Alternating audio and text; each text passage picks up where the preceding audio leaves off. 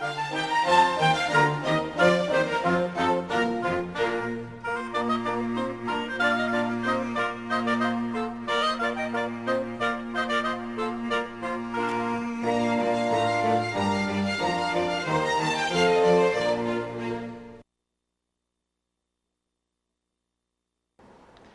vamos a comenzar ahora una de las conferencias más esperadas, ¿no? Un poco como la conclusión.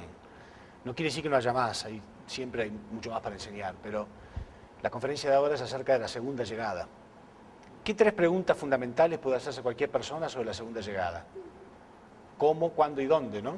Todos queremos saber cómo va a venir Cristo, cuándo va a venir Cristo y dónde. Sí, si leemos en las Escrituras, se decía siempre que no se sabía cuándo. Claro, no se sabía cuándo el hombre iba a cumplir su parte de responsabilidad. Pero ahora, con todo lo que hemos visto, a medida que se iba cumpliendo un fundamento, se repitió la historia durante 2000 años, podemos hacer un cálculo matemático de cuándo está cumplido el fundamento para que esto pueda ocurrir. Pero, entonces anotemos acá las tres preguntas, para ir en orden. ¿Cómo? Primero queremos saber cómo tenemos que esperarlo. ¿Cuándo? ¿Y dónde? Las tres preguntas fundamentales. Bueno, ya ustedes ven que he escrito unos cuantos versículos para orientarnos claramente acerca de estas tres preguntas. No se preocupen, yo lo voy a ir guiando paso a paso, pero comencemos. Si nosotros leemos en Juan 16:25, algo que ya he mencionado muchas veces, Jesús decía: os he hablado todo esto en símbolos y parábolas, pero va a llegar el día en que no les hablaré más en símbolos y parábolas, sino que les voy a hablar en forma clara.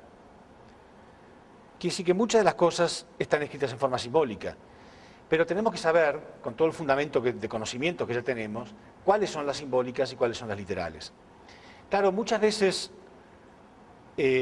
nos gustaría muchísimo que las cosas simbólicas fueran literales, porque ya van a ver ustedes que ese simbolismo es tan maravilloso que eliminaría una de las cosas que más nos cuesta, uno de los desafíos más grandes, que es tener fe. ¿Por qué en las religiones hace falta la fe? ¿Por qué Dios siempre ha enfatizado durante la historia, y uno de los conflictos más grandes que han tenido la gente religiosa ha sido la fe? Porque Adán y Eva cayeron por falta de fe en la palabra de Dios. La caída se produjo porque ellos no tuvieron fe en la palabra de Dios de no comer del fruto.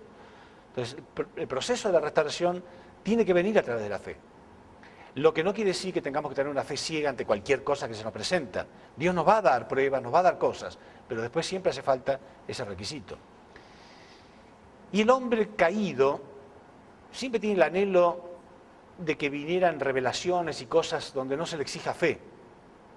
Si algo que viene de Dios es mágico, impresionante, en las nubes, con un coro de ángeles y me anuncia a mí, entonces yo no tengo que hacer ningún esfuerzo para creer en semejante espectáculo, ¿no? Entonces, si leemos en Mateo 24:30, dice algo que es precioso.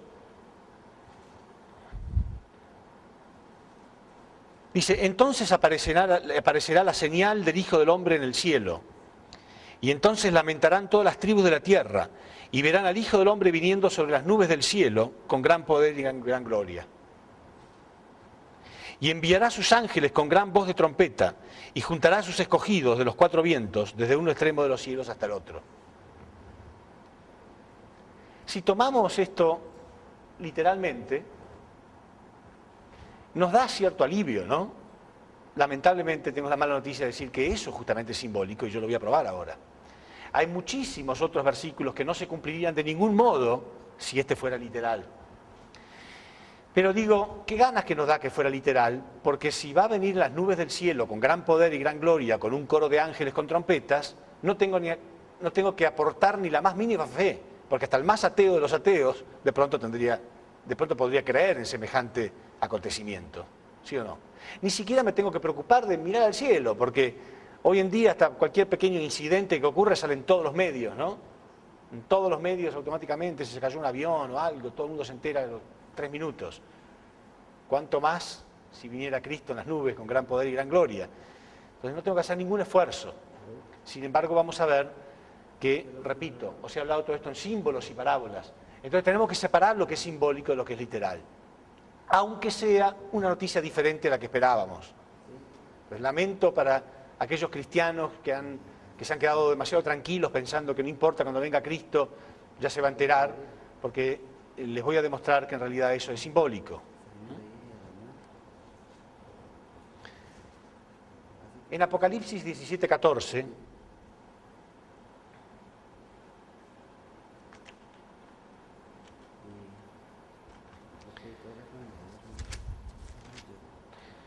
dice así: estos harán la guerra al Cordero, pero el Cordero, como es Señor de señores y Rey de reyes, los vencerá en unión con los suyos, los llamados elegidos y fieles. El Apocalipsis habla todo lo que va a ocurrir en los últimos días, ¿no es cierto? Dice, y estos harán la guerra al Cordero, pero Él, como es Señor de señores y Rey de reyes, los vencerá en unión con los suyos, los llamados elegidos y fieles. Quiere decir que cuando venga Cristo va a ser perseguido, harán la guerra al Cordero. Pero Él va a tener gente que crea en Él y gente que no crea en Él. Bueno, hombre, vamos, si realmente viene Cristo en las nubes con un coro de ángeles, ¿qué hombre podría persistir en su rechazo, en su ateísmo? Sin embargo, las Escrituras dicen que va a ser perseguido. En Lucas 17:20 dice que cuando venga el reino de los cielos en los últimos días, vendrá sin dejarse sentir. En Lucas 18:8 Jesús ya se preguntaba, pero cuando venga Él, ¿no? Ya Jesús anunciaba la segunda llegada de Cristo, ¿no? Ya vamos a ver qué clarito habló Jesús. Cuando venga Él, ¿encontrará fe sobre la tierra? Pero ¿quién no va a tener fe si viene así? Si vienen las nubes, ¿quién podría no tener fe? Pero ya Jesús se preguntaba, ¿encontrará fe sobre la tierra? En Apocalipsis 3:3, Apocalipsis 16:15 y la primera de los Tesalonicenses 5:2, dice que cuando venga el Señor, vendrá como un ladrón en la noche.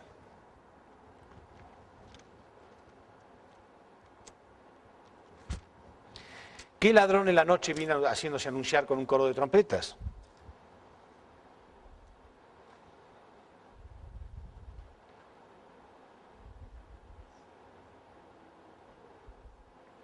Acuérdate, pues, de lo que has recibido y oído, y guárdalo y arrepiéntete, pues si no velas, vendré sobre ti como ladrón, y no sabrás a qué hora vendré sobre ti. Repito, todo Apocalipsis está hablando de la segunda llegada. En Apocalipsis 12:5 ya nos habla de modo literal. Repito, separar lo que es literal de lo que es simbólico.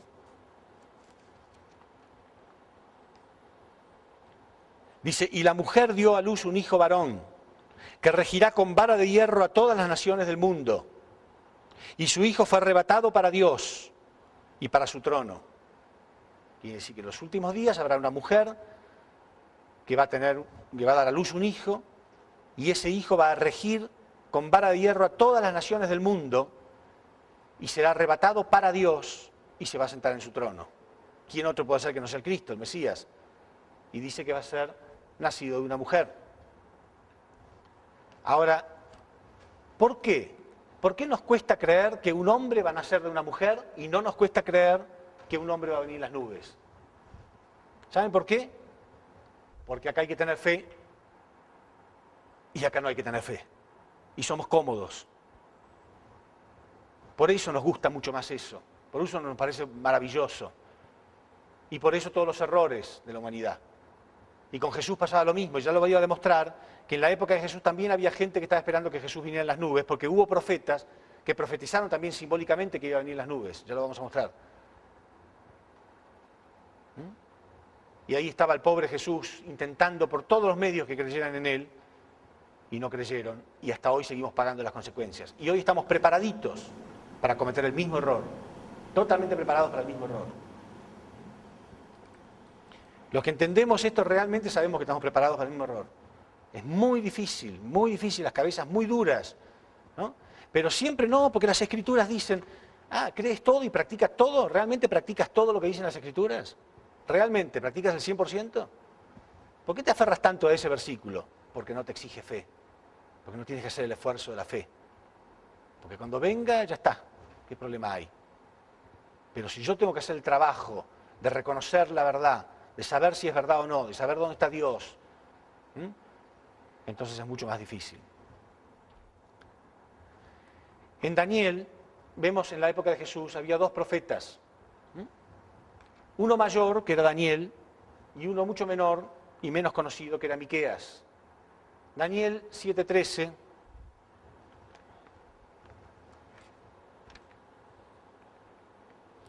En Daniel 7:13, él dice, y yo estaba y en visiones de la noche he visto al Hijo del Hombre venir en las nubes del cielo. En cambio, Miqueas dice, sin embargo, tú, Belén, que eres la más pequeña de todas, de ahí nacerá el Hijo del Hombre. O sea, él profetizó que Cristo iba a nacer en Belén y él que iba a venir en las nubes. Algunos preguntan, ¿cuál fue cierta y cuál no fue cierta? No, las dos fueron ciertas, por supuesto. Lo que pasa es que una es simbólica y la otra es literal. No hay nada en la Biblia que no sea cierto.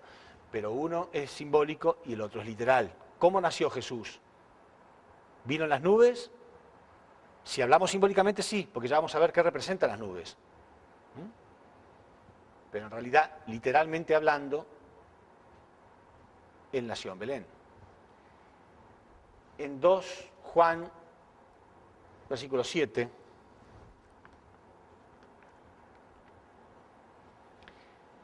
dice así, porque muchos engañadores han salido por el mundo que no confiesan que Jesucristo ha venido en la carne. Quien esto hace es el engañador y el anticristo. ¿Por qué dice esto? Porque en la época de Jesús había mucha gente que no podía creer en él porque no vino en las nubes. Había gente que no podía, que tomaba literalmente esto que había dicho Daniel, que era un profeta mucho más conocido, repito, y lo tomaba literalmente. Por eso el apóstol Juan dijo eso. Porque muchos engañadores han salido por el mundo que no confiesan que Jesucristo ha venido en la carne. Quien esto hace es el engañador y el anticristo. O sea, en la época de Jesús, repito, pasaba exactamente lo mismo. Entonces, ¿qué simbolizan las nubes? Porque por todo esto vemos que, ya lo vamos a ver, que no es posible que vengan las nubes. No podrían cumplirse todas estas cosas que voy a explicar, las que ya expliqué, las que voy a explicar. Entonces, ¿qué representa realmente la nube?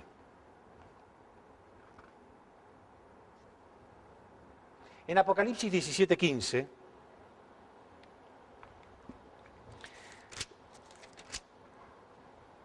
nos da una clave muy, muy clara. Dice así, me dijo también, las aguas que has visto, donde se sienta la ramera, son pueblos, muchedumbres, naciones y lenguas. Las aguas que has visto donde se sienta la ramera, ¿qué es una ramera? Una mujer caída, ¿no? Una mujer baja.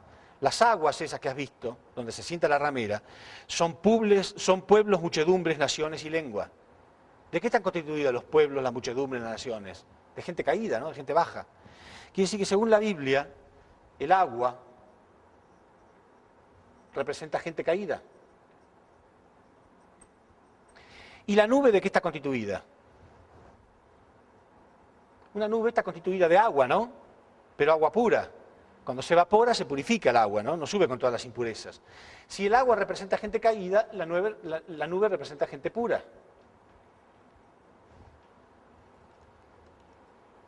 ¿Dónde nació Jesús? Primero nació de un pueblo preparado por Dios, no en cualquier nación, ¿no? Pero además nació en una familia preparada. ¿Sí? Nació en cualquier familia. María tenía revelaciones, etc. Entonces, que vengan las nubes representa que va a venir rodeado de gente pura, de un lugar preparado. Dios no puede hacer nacer, si no, no hubiera hecho falta que Dios prepare una nación en la época de Cristo. Hubiera nacido en Babilonia, en Egipto, en cualquier nación satánica. Pero Dios tuvo que preparar una nación como medio ambiente donde dentro de ella podría nacer Cristo. ¿Qué simboliza que Cristo va a venir en las nubes? Que va a venir en un lugar preparado, de gente pura. Las nubes representan gente en la Biblia. ¿Sí? Si lo vemos en Hebreos 12:1.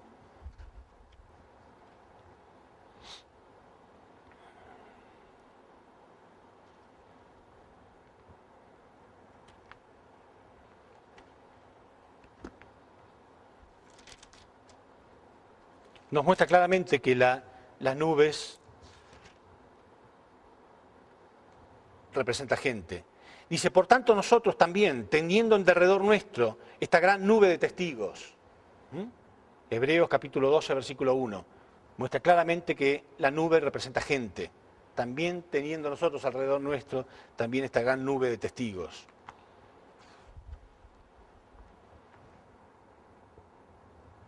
Si leemos en Juan 3:13,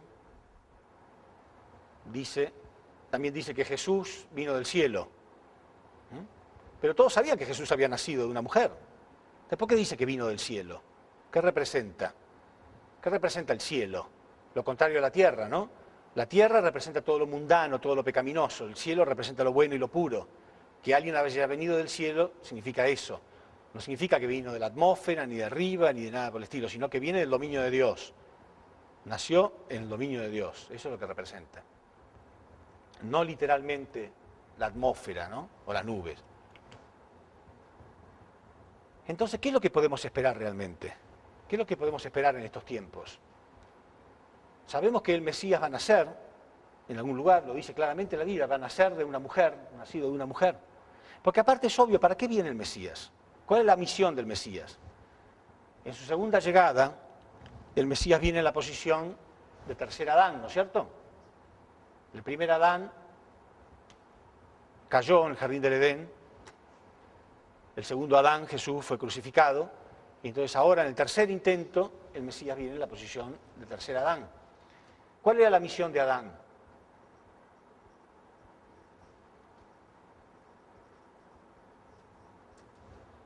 Si el Adán original no hubiera caído, ¿no? Habíamos hablado, aun cuando Eva cayó, Adán podría haber llegado a la perfección si no hubiera caído también. Y él se había convertido en el Mesías de Eva, podría haberla salvado, ¿sí?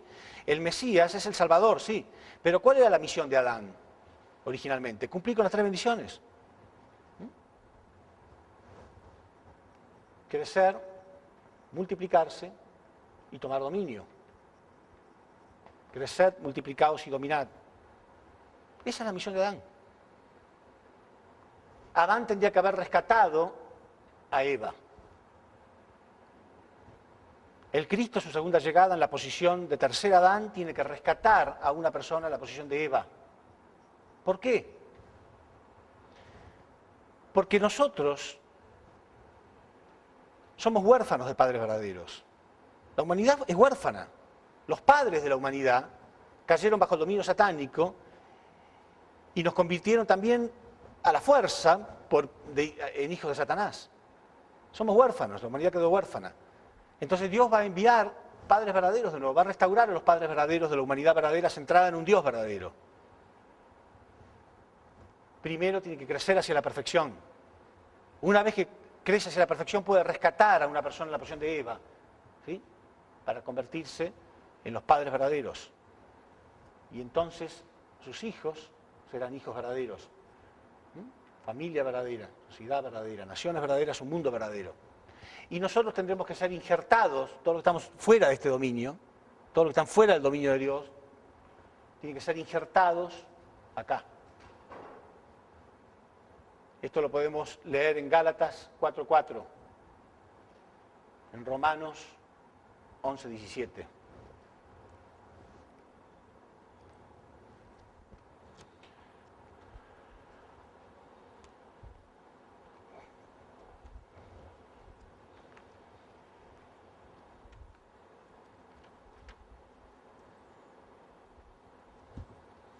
Gálatas 4:4.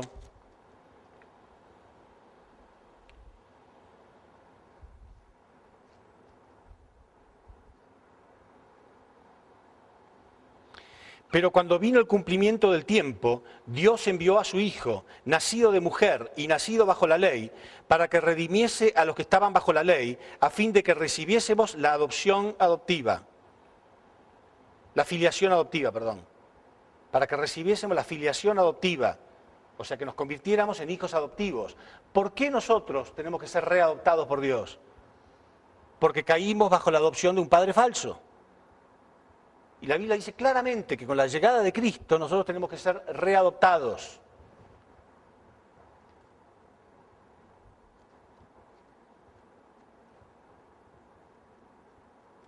En Romanos 11:7,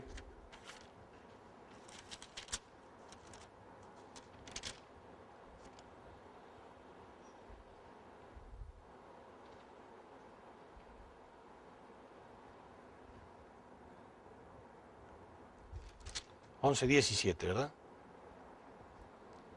Pues si algunas de las ramas fueron desgajadas, tú, siendo el olivo silvestre, has sido injertado en lugar de ellas y has sido hecho partícipe de la raíz y de la rica savia del olivo. O sea, nosotros como olivos silvestres tendríamos que ser cortados de esa rama y ser reinjertados en el olivo verdadero. ¿Qué significa? Para recibir esta savia, la savia de Dios. ¿Se entiende bien? Bueno, esa es la razón de toda la providencia. Ese era el plan de Dios, una familia verdadera centrada en Dios, el cumplimiento de las 3 bendiciones, lo que vimos en la primera conferencia. Apenas Dios creó a Adán y Eva, le dijo, creced, multiplicaos y dominad. Pero antes de multiplicarse ellos tendrían que haber crecido, tendrían que haber desarrollado un carácter divino. Adán y Eva pecaron y se apartaron y crearon un mundo satánico. Dios preparó un linaje para mandar a Jesús en la posición de segundo Adán, pero fue crucificado, nunca pudo recibir estas bendiciones. Y por esa razón, en muchas partes de la Biblia, Jesús mismo hablaba de sí mismo como el novio, ¿sí o no? ¿Por qué? Porque él venía en la posición de esposo, de novio o de esposo, dicen algunas cosas. Pero un esposo tiene que tener a su esposa. Ah, no, pero eso es simbólico. Todo al revés. Lo que es simbólico lo tomamos como literal, lo que es literal lo tomamos como simbólico. Eso es literal. Él venía en la posición de esposo. Él quería cumplir con esto. Y vamos a ver que lo dice claramente que se va a cumplir en la segunda llegada. Y lo dice muy claramente.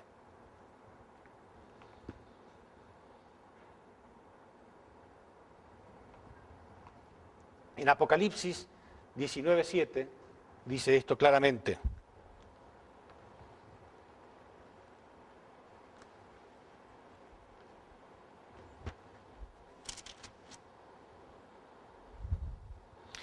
Gocémonos y alegrémonos y démosle gloria, porque han llegado las bodas del Cordero, y su esposa se ha preparado, y a ella se le ha concedido que se vista de lino fino, limpio y resplandeciente, porque el lino fino son las acciones justas de los santos.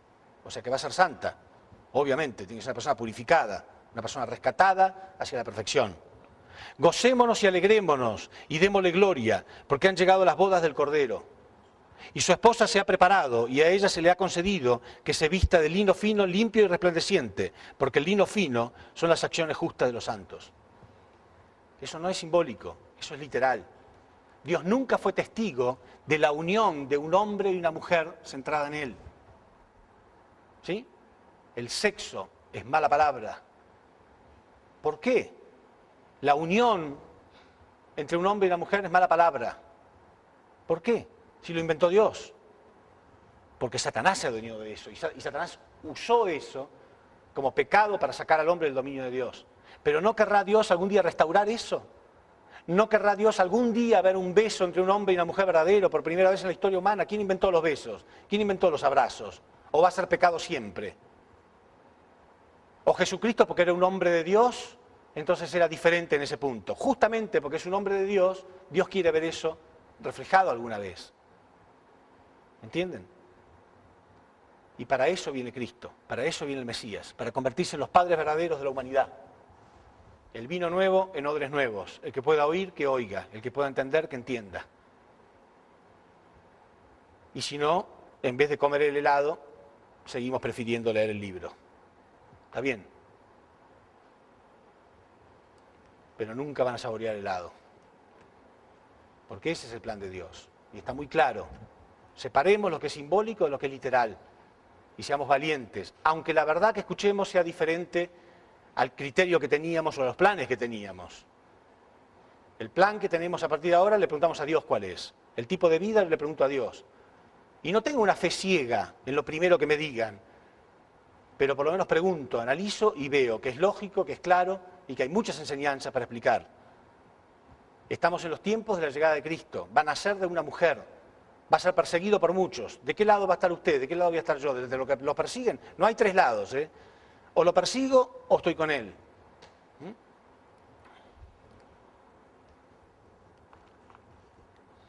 Si esto es lógico, tiene que haber muchos versículos que lo muestren.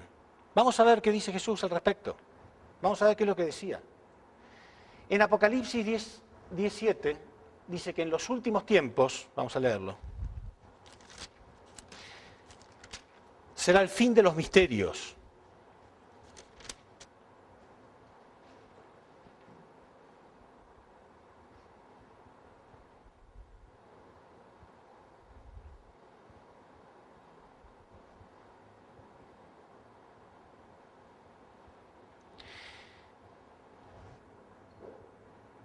Dice, sino que en los días de la voz del séptimo ángel, cuando él comience a tocar la trompeta, el misterio de Dios se consumará, o sea, terminarán los misterios de Dios. En los últimos días se van a terminar los misterios.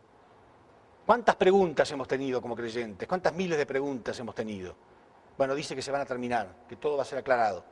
Si ustedes vieron todas las conferencias de punta a punta, con mucha atención, ¿se le han contestado muchísimas preguntas, sí o no? Muchos misterios han sido terminados. Sino que en los días de la voz del séptimo ángel, cuando él comience a tocar la trompeta, el misterio de Dios se consumará, como él lo anunció a sus siervos, los profetas. La voz que oí del cielo habló otra vez conmigo y dijo, ve y toma el librito, dice que va a haber un librito, que está abierto en las manos del ángel, que está en pie sobre el mar y sobre la tierra. Y fui al ángel diciéndole que me diese el librito, y él me dijo, toma y cómelo, y te amargará el vientre, pero en tu boca será dulce como la miel. Entonces tomé el librito de la mano del ángel y lo comí, y era dulce en mi boca como la miel, pero cuando lo hube comido, amargó mi vientre. Y él me dijo, es necesario entonces que profetices otra vez contra muchos pueblos, naciones, lenguas y reyes. O sea, va a haber un nuevo librito que será dulce en mi boca, pero cuando lo trague amargará las entrañas. Es lo que hace la verdad, repito. La verdad hace eso. La verdad es linda de la boca para afuera. La verdad es muy linda para decírsela a otros. Pero cuando uno entiende que tiene que sacrificar muchas cosas, porque sus planes eran diferentes a los planes que Dios tenía, entonces nos da un poco de acidez, ¿no?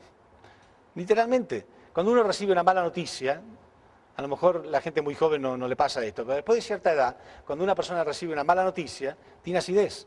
De hecho, en mi país, la publicidad acerca de los antiácidos son todos así, mostrando malas noticias que uno recibe, ¿no? Y un fuego que sale de acá. Literalmente. ¿Por qué dice que en la boca va a ser dulce y después cuando lo trague va a amargar mis entrañas? Porque muchas veces nos damos cuenta que tenemos naturaleza caída y tenemos que cambiarla para hacer la voluntad de Dios. Y entonces le dijo, bueno, ahora sal y enseña de nuevo al mundo entero. Porque dice contra, ¿no? Contra muchos pueblos, muchedumbres, naciones, lenguas y reyes. ¿Por qué dice lenguas y reyes? En todos los idiomas. El principio divino ha sido traducido en todos los idiomas. Hemos estado en 180 países del mundo. Ahí sentados frente a mí hubo sacerdotes, historiadores, científicos, filósofos, ateos, lo que fuere, todo el mundo. ¿Puede alguien decir, no, pero yo soy rey, a mí no me vengan a enseñar nada, porque soy rey, rey caído, rey satánico? También se tiene que sentar ahí y también tiene que escuchar. Hasta ahora, que yo sepa, ningún rey escuchó, pobrecito de él. Estén contentos de no ser reyes, en serio, porque el humilde es más fácil de invitarlo, que venga y que escuche.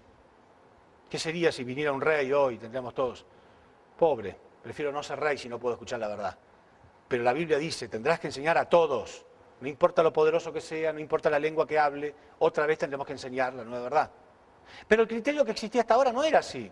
El criterio era, no importa, viene Cristo en las nubes, yo que soy cristiano voy a ser salvo con Él, se termina todo lo demás al infierno, el reino de los cielos se establece instantáneamente. Pero el reino de los cielos no es instantáneo, es muy paulatino y muy lento y exige muchísimo trabajo, dice la Biblia, lo voy a mostrar. Mucho trabajo, porque en 3 renglones se dice, tendrás que profetizar nuevamente contra muchos pueblos, muchedumbres, naciones, lenguas y reyes. Pero 3 renglones, a mí ya me lleva 26 años y soy uno de los más pequeños. Al fundador de nuestro movimiento, a Sun Myung Moon, reverendo Sun Myung Moon, le lleva ya 70 años. 70 años, tiene 86 años y recibió la primera revelación a los 15, 16 años. Y todavía falta mucho. Entonces, algo que se dice en 3 renglones lleva muchísimo trabajo. A lo mejor alguno que está ahí en su casa o acá sentado piensa, qué bueno, qué suerte que esta gente está haciendo el trabajo. Olvídenlo, ustedes también tienen que hacerlo.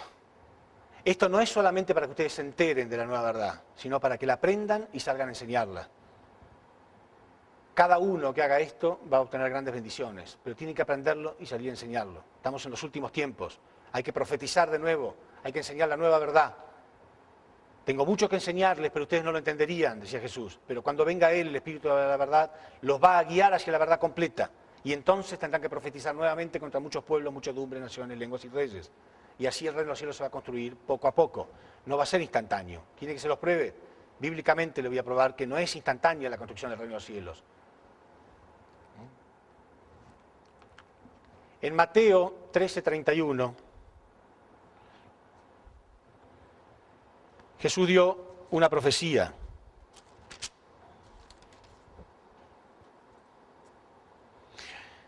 Una parábola, perdón.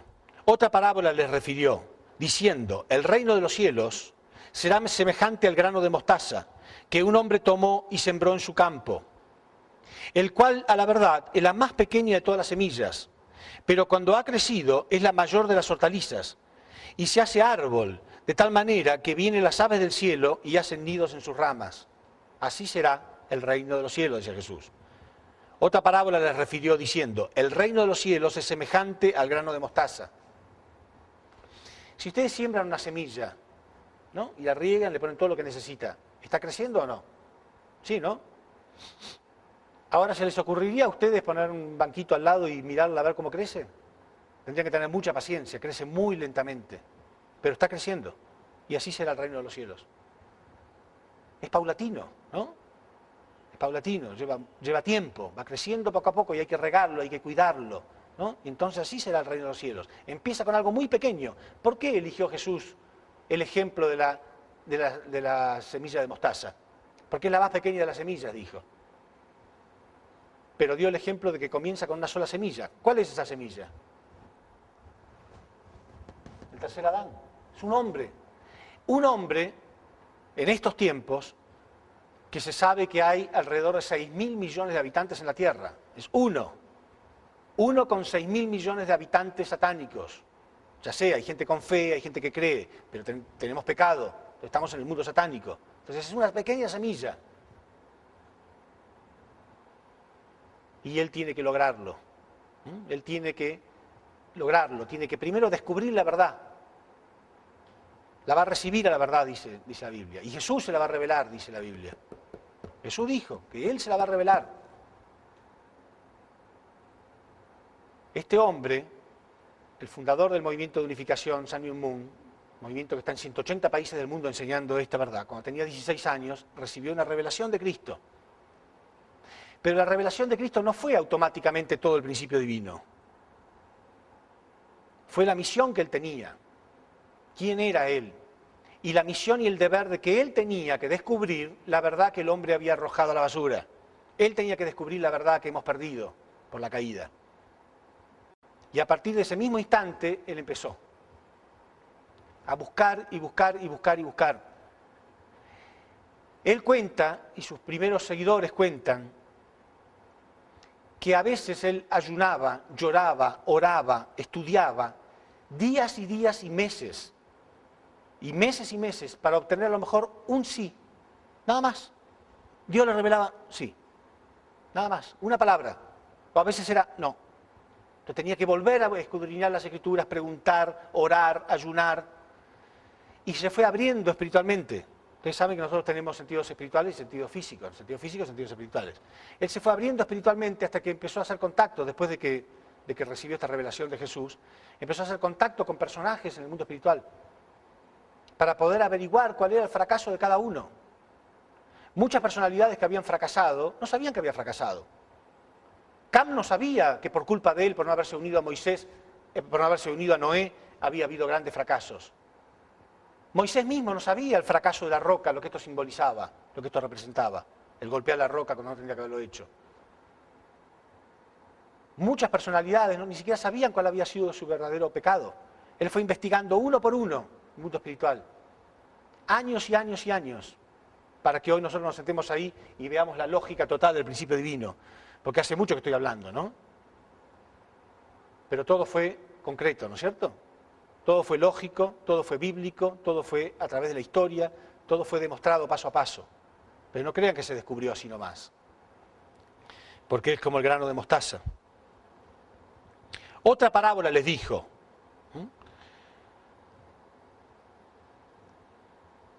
El reino de los cielos será semejante a la levadura que tomó una mujer y escondió en 3 medidas de harina hasta que todo fue leudado. De nuevo, ¿no? Ponemos levadura en la masa y se va levantando poco a poco. Con todo esto Jesús quería mostrar que el reino de los cielos es un trabajo arduo que va creciendo poco a poco. ¿Cómo se compadece esto con aquello de que el reino de los cielos es como una ciudad que viene del cielo, instantáneo? Es simbólico, viene del cielo porque el cielo representa todo lo bueno.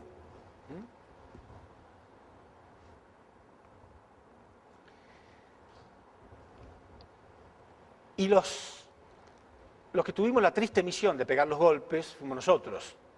¿Se cree que nos divirtió? Ahora es fácil, es más fácil, hay más fundamento, ¿no? Pero cuando en los comienzos era muy difícil explicar ciertas cosas. La gente no quería recibirlo, era muy duro, recibíamos mucha persecución. Pero nosotros fuimos los encargados de poner la cara, ¿no? Y recibir la persecución para decir lo que era cierto.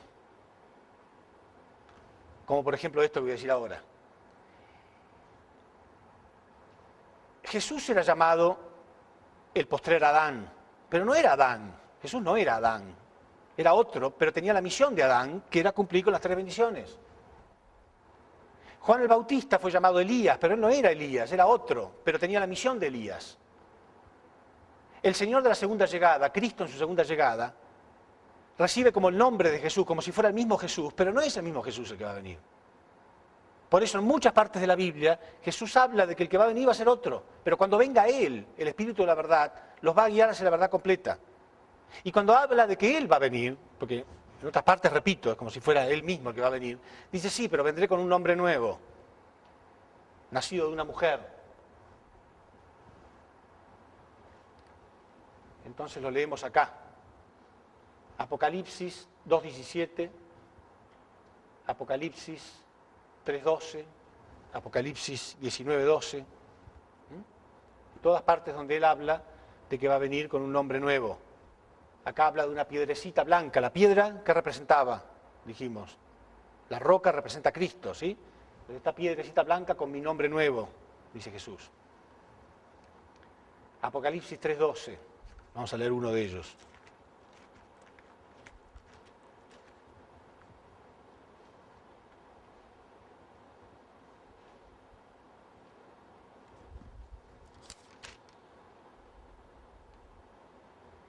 Al que venciere, yo le haré columna en el templo de mi Dios, y nunca jamás saldrá de allí.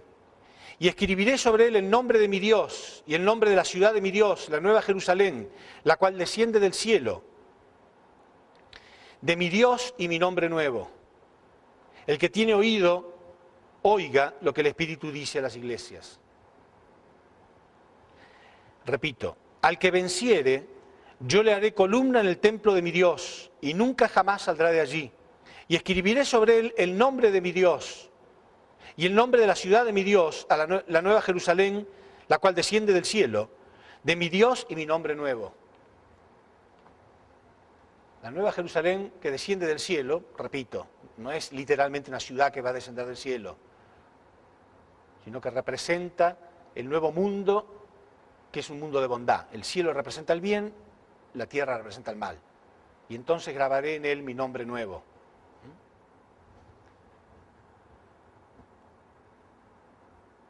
Entonces todo esto contesta la primera pregunta. ¿Cómo? Nacido de mujer.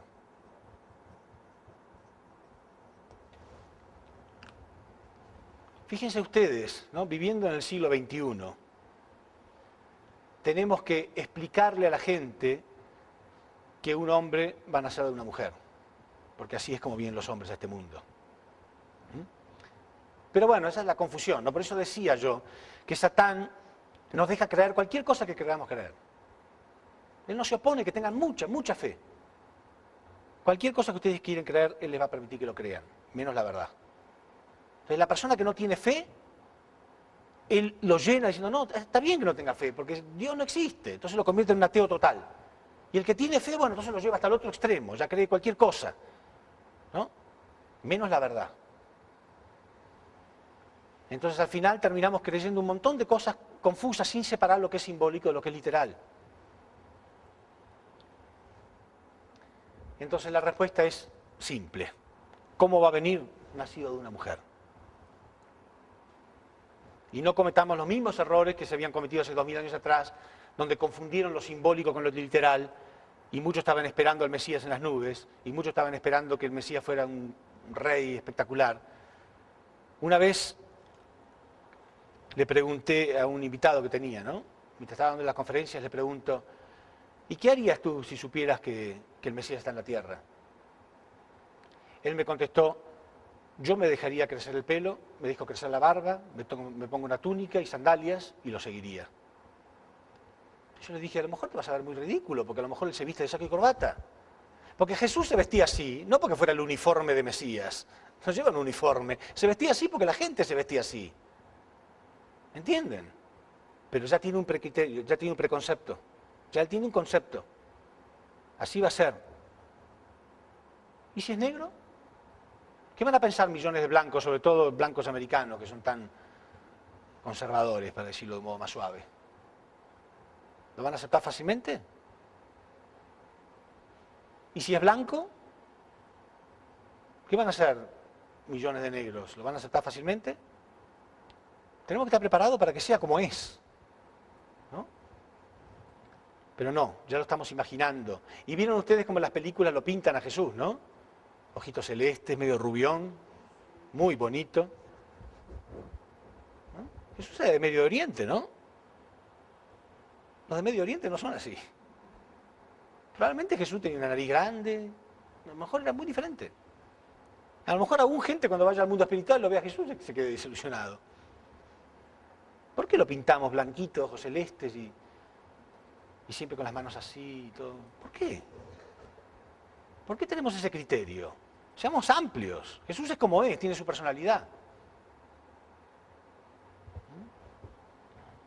En serio lo digo. A lo mejor es negro. A lo mejor es blanco. A lo mejor es amarillo. A lo mejor es lo que fuere. No importa. Lo que importa es la verdad que trae. Porque Jesús dijo, por su fruto lo conoceréis. No dijo, no se preocupe que va a ser tan lindo que se van a dar cuenta enseguida. No, en serio, ustedes se ríen. Pero hay gente que tiene este criterio. Hacemos lo mismo con el prójimo, ¿no? Y me agrada, entonces me gusta. Si no me agrada. Pero hay que ver su corazón, hay que ver qué frutos tiene, a ver qué clase de persona es. ¿No? Por su fruto lo conoceréis. Porque nos podemos estar preparando para cometer un error.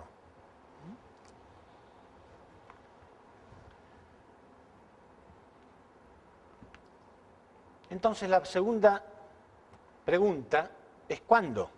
¿Cómo podemos saber cuándo? ¿Podemos saber cuándo? Sí. Ya hemos dado la conferencia de los paralelos históricos. ¿Sí? En la conferencia de los paralelos históricos podemos saber realmente cuándo está cumplido ese fundamento. Veamos, repitamos lo que hemos visto, ¿no?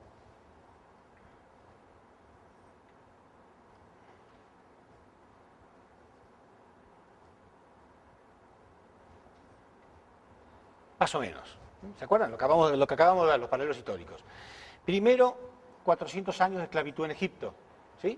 O sea, esto es de Jacob a Jesús. 400 años de esclavitud en Egipto. 400 años del periodo de los jueces. 120 años del periodo del Reino Unido. 400 años del periodo del Reino Dividido. 210 años de cautiverio en Babilonia.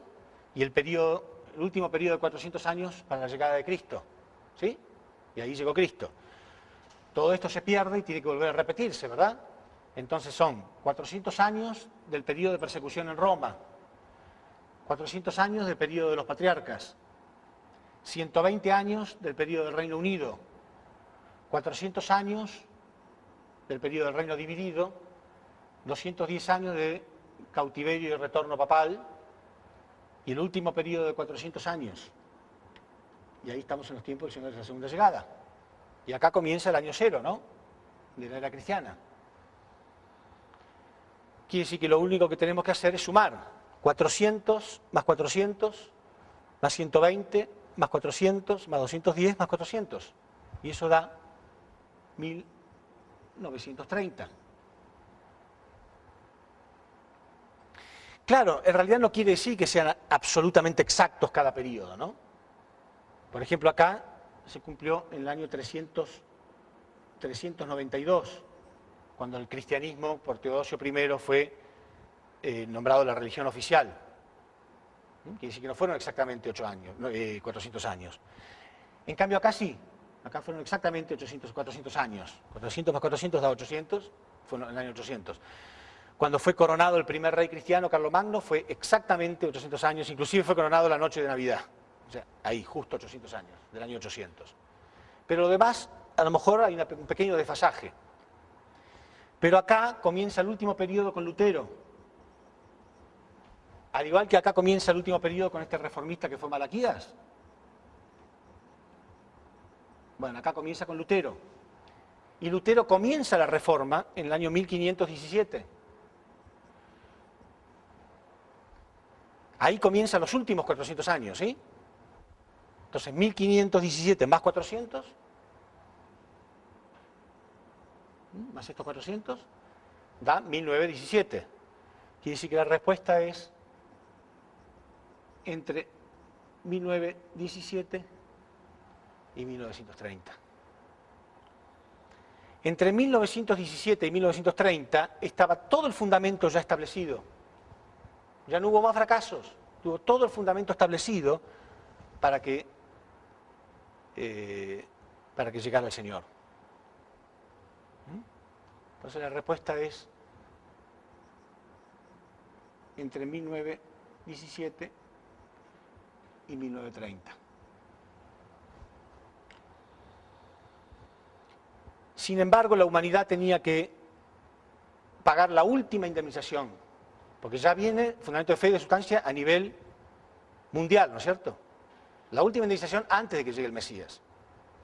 Por eso en 1914, estalla la Primera Guerra Mundial. La primera vez en la historia que el mundo entero se encontraba en una guerra, Caín y Abel a nivel mundial. Y esa guerra terminó en 1918. Entonces, con esa indemnización estaban las condiciones dadas para que pudiera nacer el Mesías.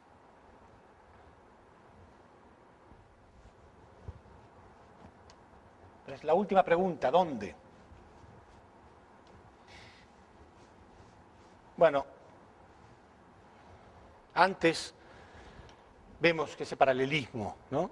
4.000 años de historia, no es un invento, no es un invento.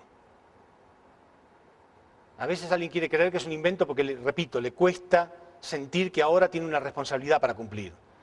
Pero nadie puede inventar 4.000 años de historia que se repiten así perfectamente. Seamos sinceros. Nos guste o no nos guste, seamos sinceros. Decimos, ok, es verdad, esta gente tiene un mensaje claro. Hay un patrón en la historia está demostrando que hay un patrón que se ha repetido y están en estos tiempos. Y si no se animan, si no van a cumplir con su parte de responsabilidad, por lo menos cállense la boca. Pero a veces uno, ¿no?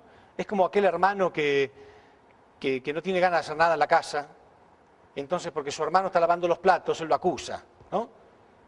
Ah, tú porque quieres quedar bien, en realidad tú eres siempre el mismo, lo haces, ¿no? Entonces lo persigue, lo desanima, ¿no? Para que ninguno de los dos haga nada, entonces él no se siente tan mal tampoco, ¿no? Si un hermano es muy travieso, muy desobediente, y el otro es bueno y cumple con sus deberes, este se siente mal. Y el único modo de sentirse un poco mejor cree que es haciendo que el otro no lo haga tampoco.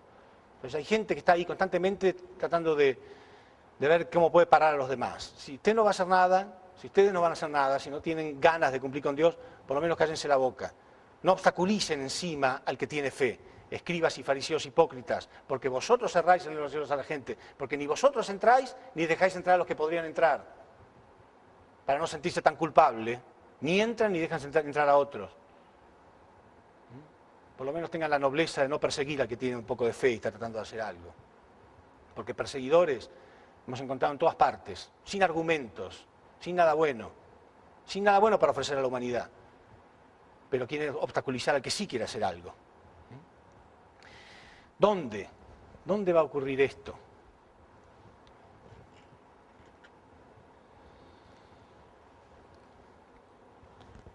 Si leemos en Mateo 21:33, Jesús dio una parábola muy interesante.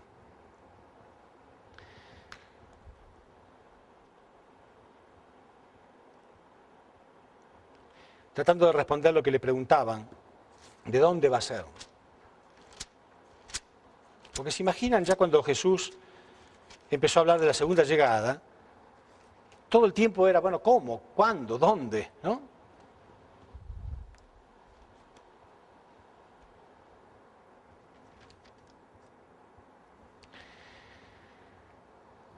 La parábola de los labradores homicidas.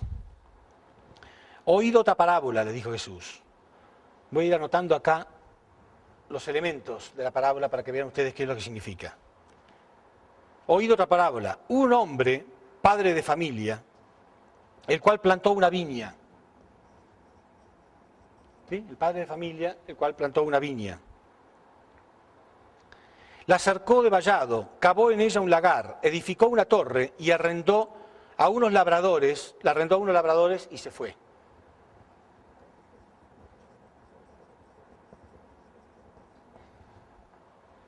Padre o dueño, ¿no? El dueño de la viña. Y cuando se acercó el tiempo de los frutos, envió a sus siervos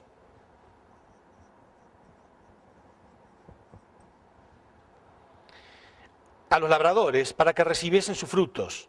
Mas los labradores, tomando a los siervos, a uno le golpearon, a otro le mataron y a otro le apedrearon. Envió de nuevo otros siervos, más que los primeros, e hicieron con ellos de la misma manera.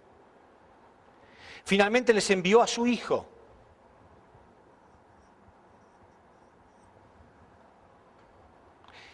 Diciendo, a este no le matarán, porque es mi hijo. A mi hijo no le matarán.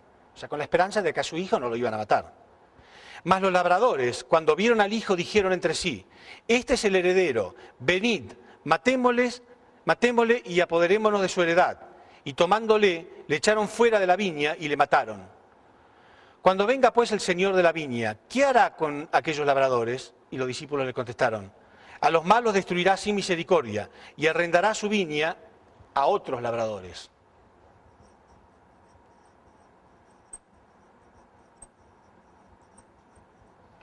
¿Qué significa esto?